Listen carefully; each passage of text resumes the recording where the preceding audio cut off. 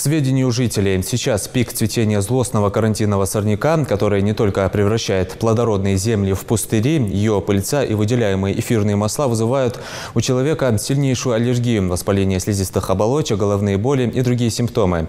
Речь идет об амброзии. В целях борьбы с вредителем в рейд вышли сотрудники регионального управления Россельхознадзора. Они выявляют очаги распространения сорняка. О плановой проверке расскажет Зарема Ивлоева. Сотни людей по всей республике в период цветения амброзии начинают кашлять, чихать и задыхаться. Поэтому охоту на карантинное растение начали заблаговременно, пока оно не начало цвести. По закону владельцы частных домов сорняк на своих территориях должны убирать сами. Это касается и предприятий. В противном случае нарушители ждут штрафы. В ходе прошлой проверки администрации Магаса выписали предписание. Необходимую уборку так и не провели. Территория возле здания миграционной службы и хоккейной академии буквально заросла сорняком. Начиная с мая месяца нами проводятся контрольно-рейдовые осмотры территории Республики Ингушетия на выявление карантинных сорных растений. И проводим мы такие мероприятия до конца сентября, это ежегодно. Амброзия является опасным карантинным сорняком. Амброзия вызывает аллергическую реакцию у людей, она иссушает почву, вытесняет культурные растения, то есть причиняет вред не только здоровью людей, но и экологии. В конце лета бороться с сорняками будет уже поздно, делятся специалисты. Пыльца начнет отравлять жизнь аллергиков. Но главное коварство амброзии в том, что даже если ее всю убрать, то семена, оставшиеся на земле, могут прорасти даже спустя целый век. Сотрудники Россельхознадзора работают сейчас по всей республике.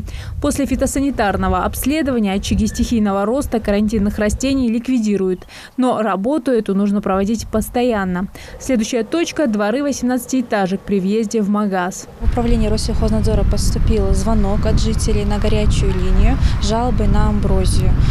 По данному факту мы сейчас выехали на этот участок, находится рядом возле 18-этажного молодежного дома, и проводим обследование этой территории. Действительно, факты нарушения требований законодательства Российской Федерации в области карантина растений есть. Это то есть никаких работ по скашиванию, по ликвидации карантина сорняков, как амброзия, здесь не проводилось. По данному факту мы будем составлять материалы дела, сделаем фото-видеосъемку, составим акт и направим этот материал в прокуратуру. Впрочем, искать сорняк долго не приходится. Он тут везде, куда может упасть взгляд. Особое внимание инспекторов привлекла амброзия, разросшаяся рядом с медицинскими учреждениями. Если во дворе перинатального все чисто и аккуратно, то уже за забором, можно сказать, царство зеленого аллергена. Такая картина и рядом с детской больницей. Эти территории, по словам специалистов, принадлежат муниципалитетам. В данный момент мы находимся между детской поликлиникой, республиканской детской поликлиникой, и перинатальным центром. И вокруг нее растет амброзия полнолистная и трехраздельная.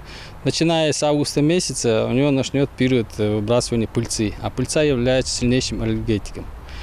Особенно дети, новорожденные дети и наши дети, они могут получить сильную аллергию на эту пыльцу. По самым скромным подсчетам, аллергией от амброзии в республике страдает свыше 1000 человек. И это число с каждым годом растет. До пика цветения сорняка осталось не так много времени. И задача сотрудников регионального управления Россельхознадзора – уничтожить за это время как можно больше карантинных растений. Зарема Ивлоева, Хаваш Гойгов, Новости 24.